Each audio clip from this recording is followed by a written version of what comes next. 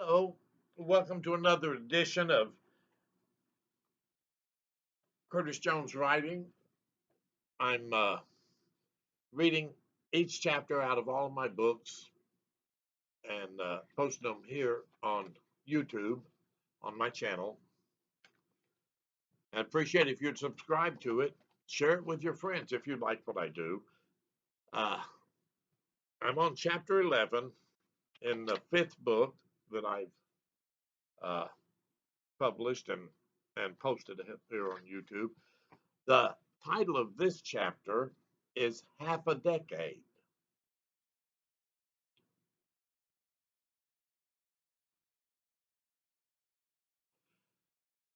When the fifth year of living off grid rolled around, we were doing quite well without the electric company supplying the power for living that most of us had been used to.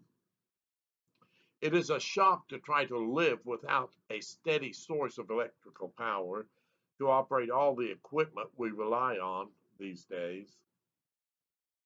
When I was young, we didn't even have a television in our house. Almost no one had a TV. Certainly none of my friends did. When we got our first telephone, we had to listen to the rings that were produced to identify if the call was even for us. Because everyone on our party line, the whole party line rang when a call came through that party line, and you would have maybe two short ring, ring, ring, a longer one. I don't remember what ours was, but there was a sequence of rings you had to listen for to know if it was for you. An example is two long rings with a pulse or pause, then another two long rings. And it could be longs or shorts. Ours was two short rings and a single long ring. That is, when we could answer the phone. As kids do from time to time, we would misuse the phone. Sometimes we would listen in to other phone conversations on our party line. The point being, we can survive without the power company and the other utilities that we have come to depend upon. It would throw the entire country into a panic if it were all of a sudden taken away. But with time to prepare, we could do just fine. After all, much of the world lives without the power brought to our homes, and daily life works for them.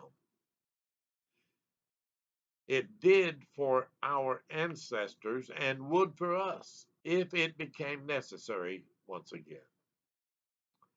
As we learned to live off grid, we used whatever equipment was found that would ease the work to accomplish what was necessary or needed. We believed that the hovercraft would make it so much easier to cross the creek, but it was not made for traveling on any kind of road. We had to replace the curtains, and they were over 100 curtains that went all the way around on the outer edge of the hovercraft that channeled the air underneath the craft to hold it up off of the surface. It floats like a boat when the power was low or off. It was also subject to the water's flow or the speed of the water's flow underneath the craft. If the water was flowing fast enough, it would require most of the power it could generate to move against the current of the water. As it turned out, the hovercraft worked well when the creek water was flowing at its normal rate. But when the water was high and flowing fast, the craft didn't have enough power to carry two people across the creek.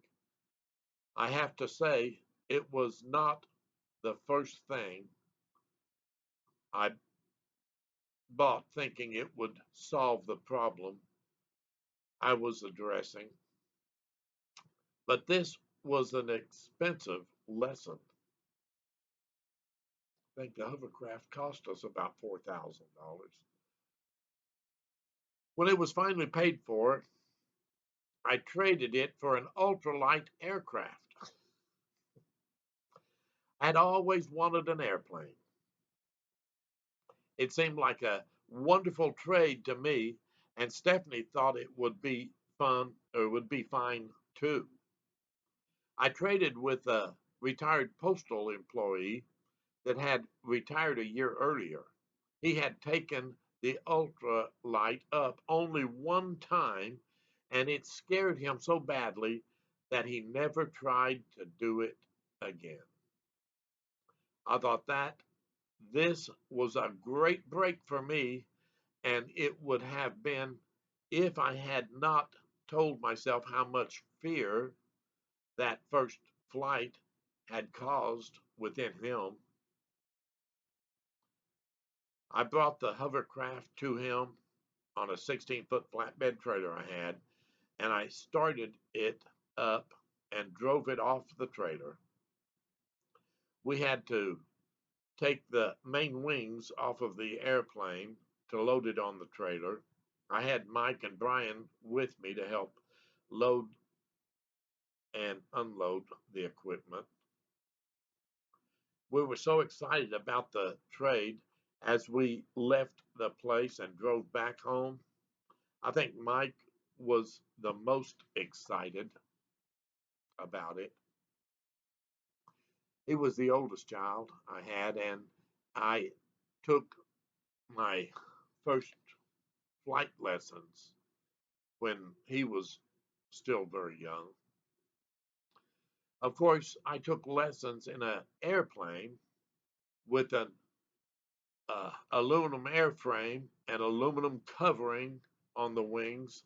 So by the time I got home after an hour's drive, I was having second thoughts about going into the air with only some nylon cloth to hold me up there. Mike, on the other hand, was getting more and more excited about the prospect of flying this little airplane. I had room only,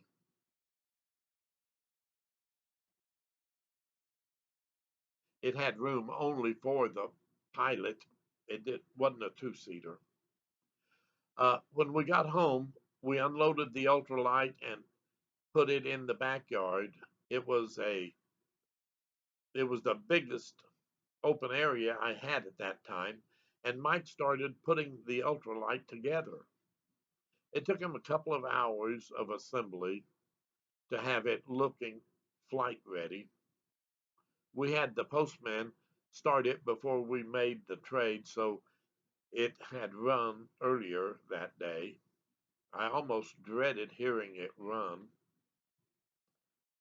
I didn't say anything to Stephanie about my doubts over the trade, nor did I say anything to anybody else.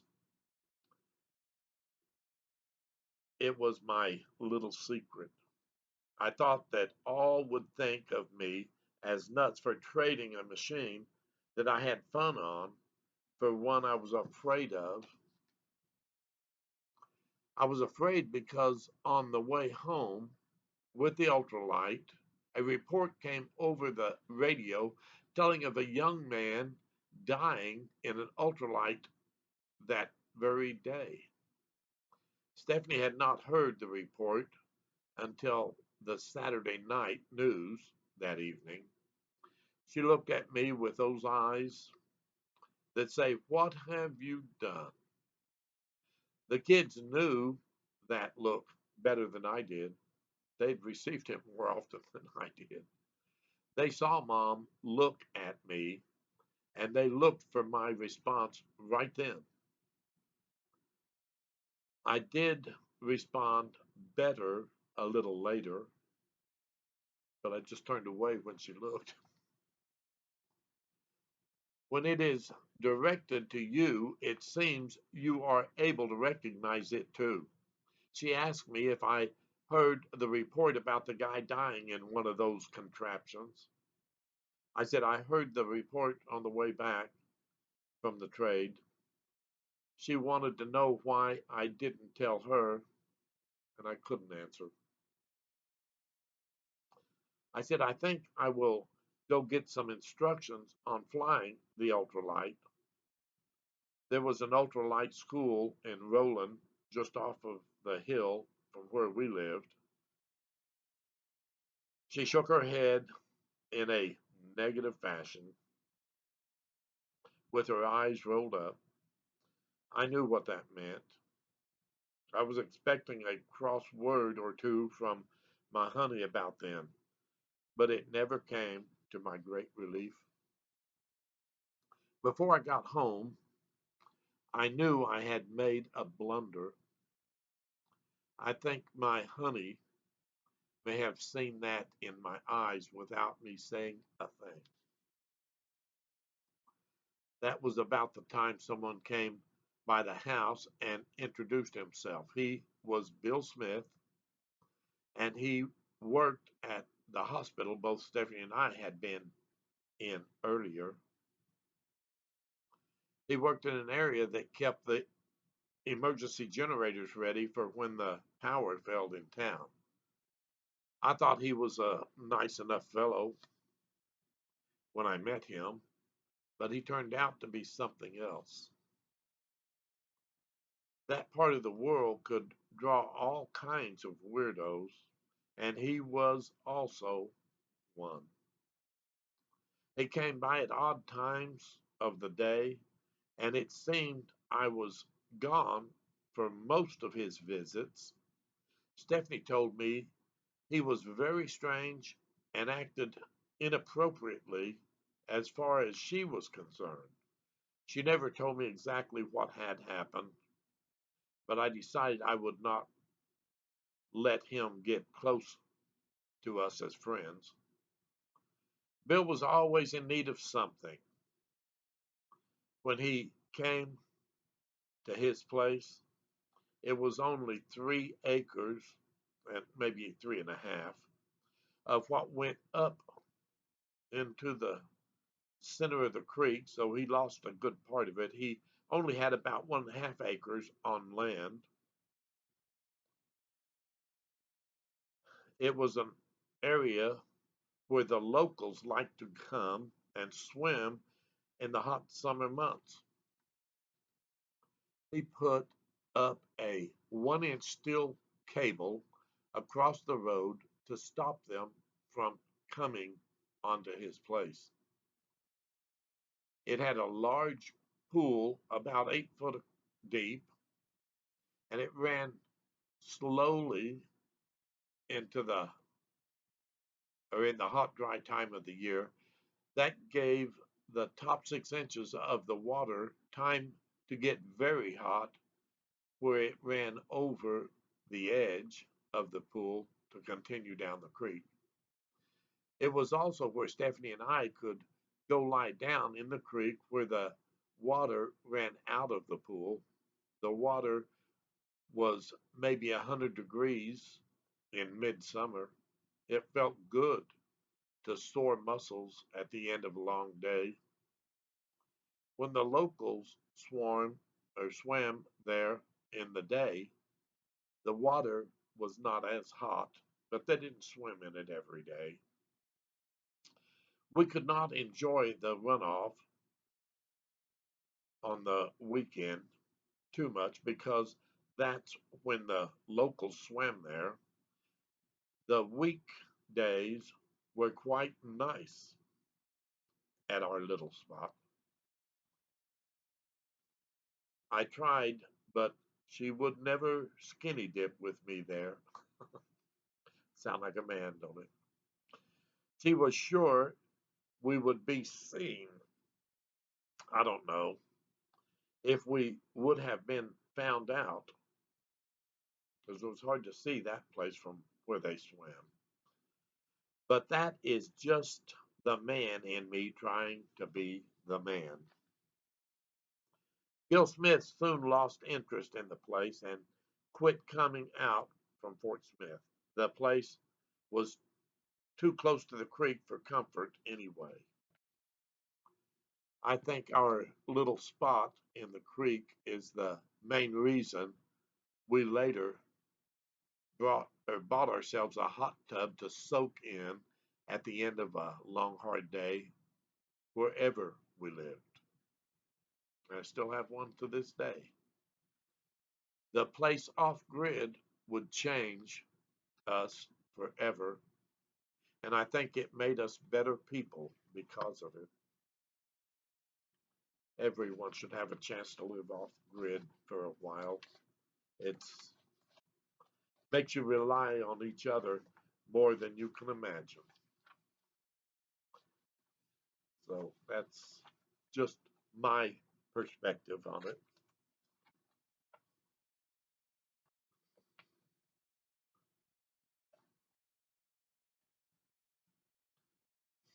My next chapter is chapter 13, I think. 12, chapter 12. And the title is Air is for Breathing.